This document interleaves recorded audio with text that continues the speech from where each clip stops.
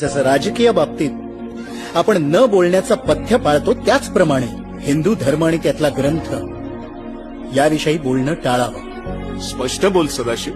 स्पष्टच बोलायचं तर या शाळा करताना अतिशूद्र मुलांना केवळ व्यवहाराचं ज्ञान द्यावं एवढाच उद्देश होता. शिक्षणाचा केवळ इतकाच उद्देश असूच शकत नाही. शिक्षणाचा उद्देश आहे माणूस घडवणं, मग स्वतःच्या बुद्धीनं सत्य असत्य तपासून आपलं आणि समाजाचं जीवन समृद्ध करणं. पण या शिक्षणातून एकमेकांविषयी द्वेषभावना निर्माण होत असेल तर एकमेकांविषयी म्हणजे स्वतःला श्रेष्ठ समजणाऱ्या ब्राह्मणांविषयीच ना. मग माझं तर स्पष्टच मत आहे, जो आजही मनुस्मृती डोक्यात घेऊन वावरतोय त्याचा द्वेष नाही, तिरस्कारच करायला